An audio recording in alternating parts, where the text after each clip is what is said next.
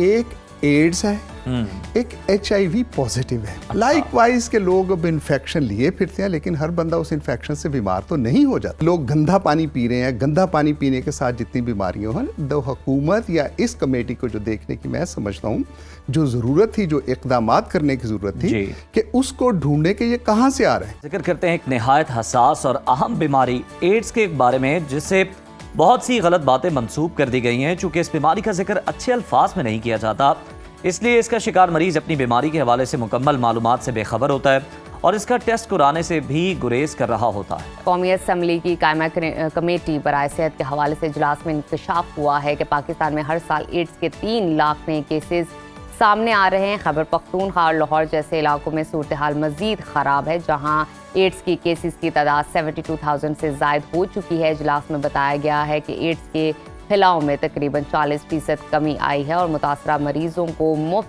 अदवियात भी फराहम की जा रही हैं। लेकिन सवाल ये है कि क्या ये सब काफ़ी है और क्या हम इसके बीमारी के फैलाव को मुकम्मल तौर पर रोकने के लिए मौसर इक़दाम कर सकते हैं। तो आज की हेल्थ सेगमेंट में इन तमाम पहलुओं पर बात करते हैं। हमारे साथ मौजूद हैं मेंबर पाक मेडिकल एसोसिएशन डॉक्टर अशरफ निज़ामी साहब। डॉक्टर साहब, आपको खुश आमदीद कहते हैं प्रोग्राम में। सर, ये जो एड्स के हवाले से कायमा कमेटी में पेश होने वाली रिपोर्ट है, आपकी नज़र से भी यकीनन गुजरी होगी, देखा होगा आपने भी। ये बताइए, पाकिस्तान में ख़ास तौर पर हम देख रहे हैं केपी और लाहौर में एड्स बड़ी तेज़ी से फैल रहा है, क्या वजूहात हैं इसके फैलाव?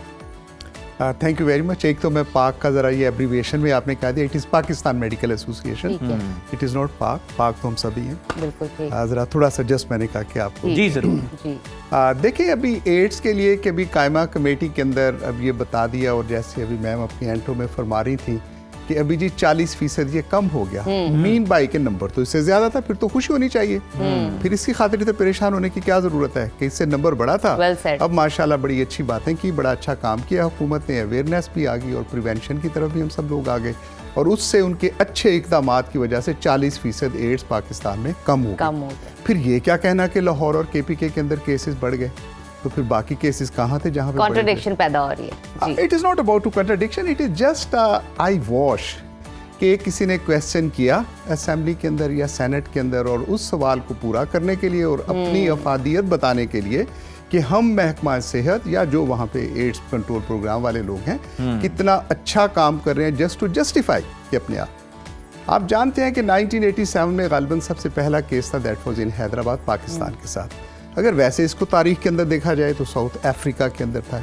Now one has to understand, जिसके साथ आप जैसे दोस्तों को लोगों के अंदर आगाही देनी चाहिए कि एक एड्स है, एक HIV पॉजिटिव है। लाइकवाइज के लोग अब इन्फेक्शन लिए फिरते हैं, लेकिन हर बंदा उस इन्फेक्शन से बीमार तो नहीं हो जाता। So HIV may be positive someone, one has to take measures, जिसकी खातिर एक शोर की ज़रूरत है। एंड आई अप्रिशिएट कि आप लोग जिसका आज मतलब अर्ली मॉर्निंग लोगों के साथ ये कर रहे हैं, और एक डायलेमा बना के छोड़ दिया है कि अगर किसी को खुदा न खास्ता है HIV किसी वजह से भी हो सकती है, कहीं बाहर गए। अब इसका सारा सेक्स के साथ रिलेटेड है कि जिन्हों HIV के होता है किरदार बिल्कुल ही अच्छा नहीं है। ये बात तो मानते नहीं कि जनाब सैलून से कोई ना कोई इस्तेमाल शुदा कोई रेजर लग गया, कोई चीज लग गई। एक चीज थी कि एक पेशेंट कोई आ गया, पेशेंट के साथ उसने शेव करवाई या उसने अपने दांत, ठीक है, मोस्ट यही देखा जाता है कि दांत और उसके साथ ये होता है, और वहाँ से होगा। अब इससे भी एक बढ़ के चीज़ है जो हुकूमत के करने की चीज़ है, मेरे और आपके करने की चीज़ें नहीं है।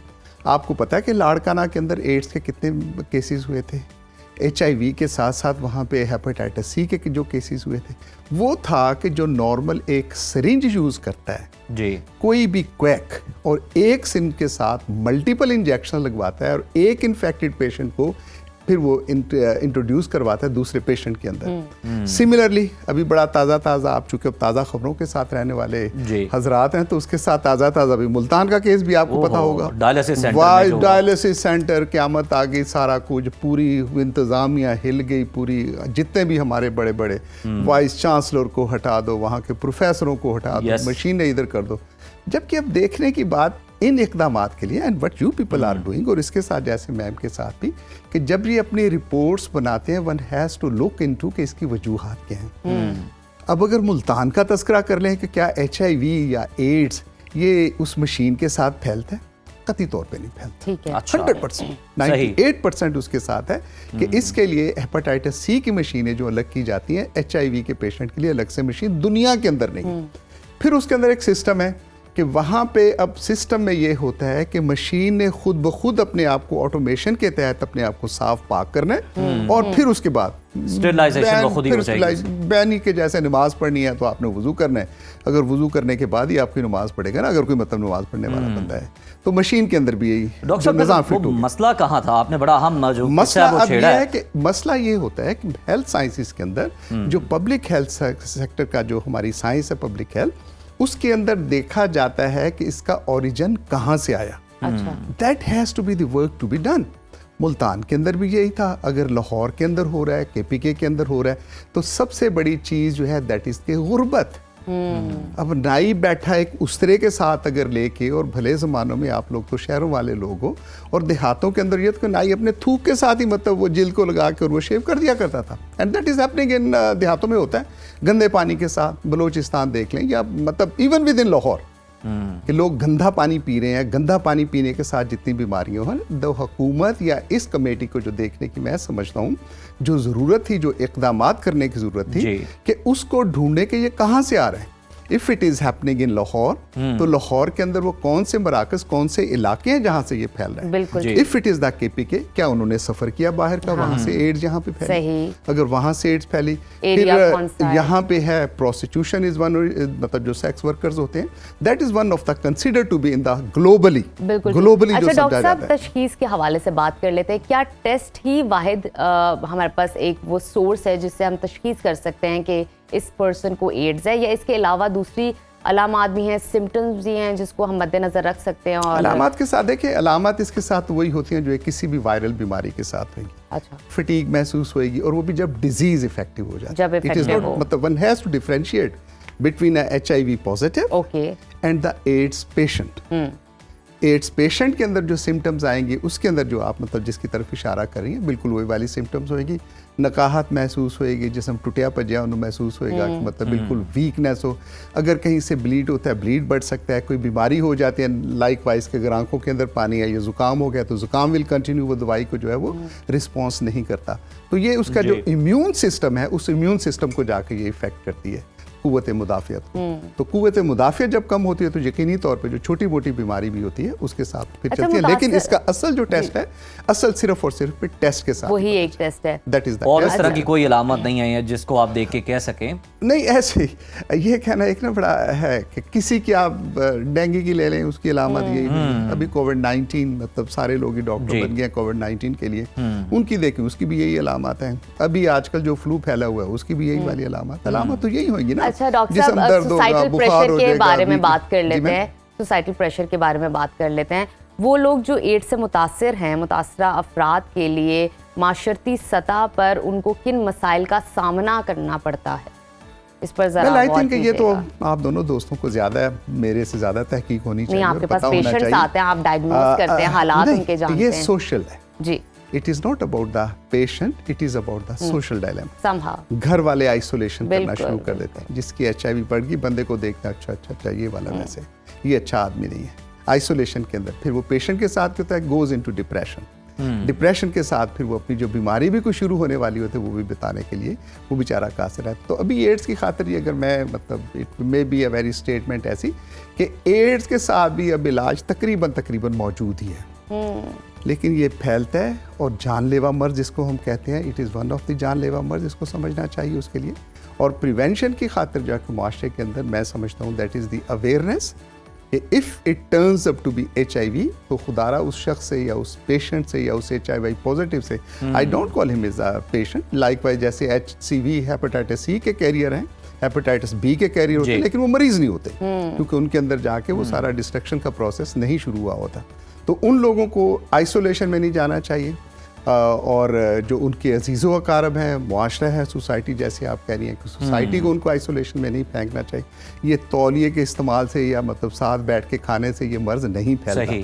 HIV भले एड्स भी क्यों ना, वो भी नहीं फैलता जब तक कि उसके साथ ये कि आप ब्रश अगर कॉमन यूज़ करते हैं। पुराने महलियां दे विच हुंदा सी गरीबां दा कि एक ही बुरश हुंदा सी या एक मसवाक हुंदी सी। एंड आप तो नहीं मस्जिद में जाती, मेल मस्जिद में आप देखें तो जो अच्छी समझी जाती थी वहाँ मसवाक भी पड़ी होती थी। यू कैन हैव अ मसवाक करके तो वहाँ वज़ू खाने में वज़ू खाने में, ठीक। तो वो जो चीज़ें कॉमन चीज़ें यूज़ करनी कि वैसे ही एक सिविक सेंस के साथ हाइजेनिकली नहीं करनी चाहिए। अगर ऐसा हो तो जिसके साथ आप टच कर सकते हो, those things should not be shared. Likewise blade share नहीं करना चाहिए, लाइकवाइज उस तरह अगर इस्तेमाल करते हैं वो नहीं। Dentist are the most important, कि डेंटिस्ट हजरात चूँकि वो करते हैं दांत के साथ जो भी कामकाज, तो उसके अंदर ज़रूरी है उनकी स्टेरिलाइजेशन प्रॉपर हो। इफ़ इट इज़ नॉट तो चेक करें।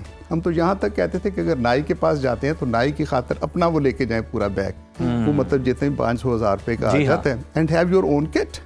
अपनी किट के साथ अपने जो भी हजाम साहब हैं उनको कहें कि मेरे वो बाल काटें। तो मैं समझता हूँ कि उसके साथ काफ़ी हद तक इसके साथ and having coming back to your कायमा कमेटी साहिबा की तरफ, तो उसके लिए ज़रूरी है कि हुकूमत और एड्स कंट्रोल प्रोग्राम वो इफ़ेक्टिवली काम करे।